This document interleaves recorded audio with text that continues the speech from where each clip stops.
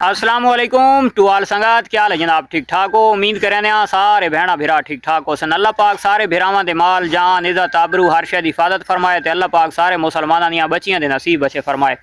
अच्छा जनाब, एक फार्मर अपनी ब्रीड क्यों बनाता है? अच्छा मार्का ये हुण जनाब जिहड़े छोटे बच्चे जम्मे वधे न तां इन्हां दे विच हुण मैं तुहानूं एक थोड़ी जी प्रैक्टिकल समझाई वञां, क्योंकि असां जिहड़ी पहले शुरू दे विचों असां क्रॉसिंग करवा के आंदी तां यानी कि वो परे जिहड़ी लाखी खलोती है इस हुण भेड़ दी मैं तुहानूं पोजीशन इहदे सामने दिखवावां जा तां तुसां इहदी हाइट देख गिनो तां वो भी नॉर्मल है। अगर लेंथ की गल करां तां वो भी नॉर्मल है, कोई इतनी अच्छी लेंथ भी इस जानवर की नहीं पाई वैंदी, ठीक है। लेकिन इसकी अच्छा खूबसूरतियां पाइयां वैंदियां जानवर दे विच दो, एक होंदी है जहरी ते एक होंदी है बातिल यानी कि पेट। अच्छा पेट की खूबसूरती सिर्फ फार्मर नूं पता होंदा है, उस फार्मर नूं पता होंदा है जिहड़े दे कोल वो ब्रीड जानवर करेंदा पिया होंदा है। बज़ाहिर जिहड़ा तां हर बंदे दी शौक होंदी है यानी कि जानवर नूं वाजे खूबसूरत देखण दे उत्ते, तो वाजे खूबसूरती हो रहे, पेट की खूबसूरती हो रहे। सादा जिहड़ा शौक है तो असां पेट खूबसूरत जानवर दा चाहने हाँ, असां ओदी वाजे खूबसूरती ना चाहते। हुण ये परे जनाब वो डोडी वधी है तो ये साडे अपने घर दी भेद है। इसदा अगर देख गिना तां इतनी कोई पॉइंट इस दे विच नहीं पाए वैंदे, लेकिन अलहमदुलिल्लाह जिहड़ी इस भेड़ दी ब्रीड आई है तो लाजवाब ठीक हो गया। तो उस दे उत्ते अगर मजीद असां कजला पसां तो होर लाजवाब आसी। लेकिन असां जानवर खूबसूरत दे नाल नाल साडे दो शौक होर भी हैं। पहला फेस क्वालिटी, दूसरे नंबर दोते मिल्क क्वालिटी अच्छी होवे, तीसरे नंबर दोते सरवाइव दी परेशानी ना होवे, गर्मी सर्दी जानवर बर्दाश्त करने वाला होवे, ठीक है। तो असल जिहड़ा फार्मर दी हर दी ख्वाहिश होंदी है अपनी एक ब्रीड बनावन दे चक्कर दे विच, और उस फार्मर दे कोई यानी कि इंटरनेशनल लेवल ते नहीं लगी वैंदी उसका जानवर, यानी कि दूसरा अगर मंडी दे विच उसका सेम क्वालिटी अगर 50,000 दे तो ज़्यादा करे सी 5,000 6,000 फालतू गिन सी। उसका सिर्फ इतमाद उसके घर का इतना कोसी यार मिल्क अच्छा देसी, बच्चे अच्छे जैसी, इस दे विच ऐब कोने ये जी फिलानी है, तो बस सिर्फ इतना एक होंदा है, ठीक है। लेकिन जिहड़ा ना इतना एक सिर्फ सुनन दे नाल नाल फार्मर वास्ते वो चीज़ां बहुत मायने रखेंदियां और वो फार्मर वास्ते बहुत कीमती चीज़ां होंदियां। कीमती तो मुराद है कि वो लाखी उसे दी भैन है जेड़ी दे तले ये निकली है, ठीक है। यानी कि ये जिहड़ी ब्रीड है तो ये असल इहदा पिछों अबाई गाँव थल ब्रीड का नाम थली, तो असां किश बना दिए असां इनू बना दे कजला। असां इस कजले नूं इत्थां ही तक महदूद रखना है, इस तू होर अग्गां जिहड़ा तां ज़्यादा लंबे चौड़े चक्कर दे असां नहीं पाउणा।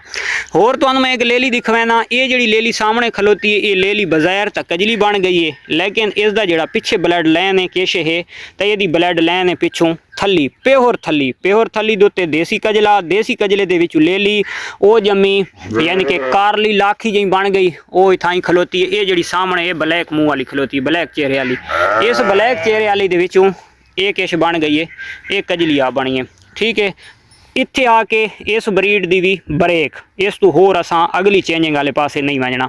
उस तो बाद अगे आ वैन दें ये जिहड़ी आंदी पई है टिड्डू जी, तां ये भेड़ असां बाहरों परचेज की है, ये उत्ते असां जोगी क्रॉस करवाया, जोगी दी ब्लड लैन आ गई, इस ब्लड लैन दी भी इत्थां ही ब्रेक, ठीक है। हुण मैं जनाब आम ते खास दी चाहिए तुहानूं फ़र्क दसा देना। ये भेड़ मैं बाहरों परचेज की है, इस भेड़ ने बच्चे डिलीवर किए कितने दो, सिर्फ ब्रीडर ना होवन दी वजह दोतों, यानी कि एक दे दो कराण दे विचों इन्हां दियां लेंथां इन्हां दियां पोजीशनां देखो तो उन्हां दियां पोजीशनां देखो, शायद कि जितनी इन्हां दी हाइट है महीने दे सवे महीने दे बच्चे न, इतनी हाइट दे बच्चे शायद मैदे अजे तई जिहड़े चारा नहीं खांदे उन्हां दी इतनी हाइट लेंथ है, शायद तो इस तो भी ज़्यादा। मैं एक होर जानवर तुहानूं बड़ा पूरा सूरा जिहां दिखवांदा पिया जिहड़े दे विच इतनी क्वालिटी वाइज नहीं है, लेकिन जिहड़ा ना इसका किरदार बड़ा अच्छा हो सी। ये जिहड़ी भेड़ बनी खलोती है तो ये किश बनी खलोती है, इसनूं लाखे आखा वैंदा, छोटे निशान होवन तो कजली, भारे निशान होवन तो लाखी, लाखे कजले भी आखे वैंदे। इसकी जिहड़ी माँ है तो इसकी माँ है ये बिल्कुल बुढ़ी जी भेड़ है, ये प्योर थली खलोती है जिहड़ी इस टाइम ये डिलीवर करन दे तैयार है, लेकिन इस गरीब की किस्मत के इसके दंद भी कौन, बुढ़ी इतनी हो गई है। इस दे विचों ये चीज़ निकली है। फेस क्वालिटी देख नो इतनी नहीं है, हाइट नहीं है इतनी, लेंथ इतनी नहीं है, लेकिन इसकी एक खूबी है इस दी खूबी ये हो सी कि ये अपने तो 12 आने होर अच्छा बच्चा डिलीवर करने की इस दे विच सलाहियत पाई वैंदी है, क्योंकि प्योर थली तो कजले देसी दे विच कन्वर्ट हो गई है। इस दुते हुण ये जियां ब्रीडर मिल सी पहले नंबर ते प्रोडक्ट हुआ जी आसी, और दूसरे नंबर दुते जिहड़ी प्रोडक्ट इस दी आसी अगर ये आप हो सी 30,000 रुपए की फर्ज करो तो इसका जिहड़ा बच्चा हो सी कम अज़ कम 40 तो 45,000 वाला डिलीवर करे सी।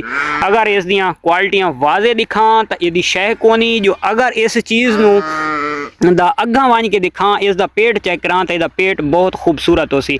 मिल्क की अगर गल करा तो इस इतनी एक सलाहियत हो सी कि ये 2 बच्चे खुद आप पैदा भी कर भी सकसी और 2 बच्चों पालन की सलाहियत भी इस दे विच पाई हुई सी। ते अगर इसकी सरवाइव की गल करा तो ये पाकिस्तान के हर इलाके के सरवाइव गर्म सरहद इलाके की सरवाइव भी कर गिन सी, और उस तो इलावा जनाब कई किस्म की इस जानवर के नाल इतनी परेशानी ना सी। अच्छा जी ये चीज़ अगर अस वहने यह सेम चीज़ मंडी तो घिनण तो मंडी तो सानू इस चीज़ का बैकग्राउंड का नहीं पता होंदा कि शै असा उत्थे देखना है, हाजिर हाइट देखनी है, लेंथ देखनी है, कन देखने हैं, जानवर की खूबसूरती देखनी है, फेस देखना है, असा जानवर परचेज कर गिनना है।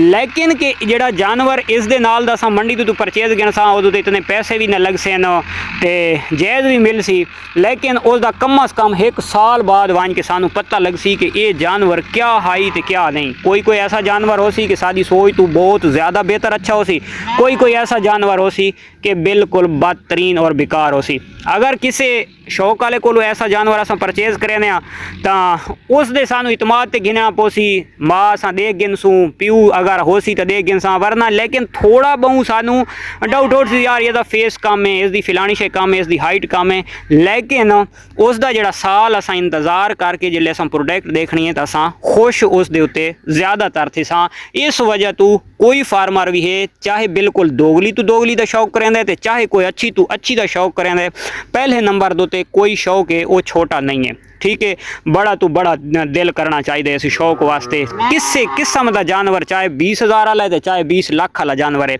लेकिन जोड़ा है ना जोड़ा फार्मर के कोलों या किसी के घर के जानवर आवनी है उसकी खूबी ये होनी है कि उसका पिछू का सारा पत्ता होना है। हुण ये जी है भेड़ ये ले ली खलोती है तो इसकी जिले माँ अस परचेज की आई तो उस डिलीवर किया हुआ आई और उसके तले ले ली आई, तो यानी कि सानू 100 के विचों तकरीबन 70% चानन थी गया। चानन तो मुराद ये है कि असा मुतमिन थी कि उस जानवर को परचेज किया से उस लेली की सेहत अच्छी आई, लेली वैसे यानी कि खूबसूरत आई, माँ तो भी ज़्यादा खूबसूरत आई ते मोटी ताज़ी आई। असा उस भेड़ दे पैसे इस वजह तो भरे हैं, हाइट वो नॉर्मल आई लेकिन के उसका प्रोडक्ट सोहनी आई। तो प्रोडक्ट का मकसद है कि उस भेड़ का यानी कि अंदर सोना आई बज़ैर इतना सोना नहीं।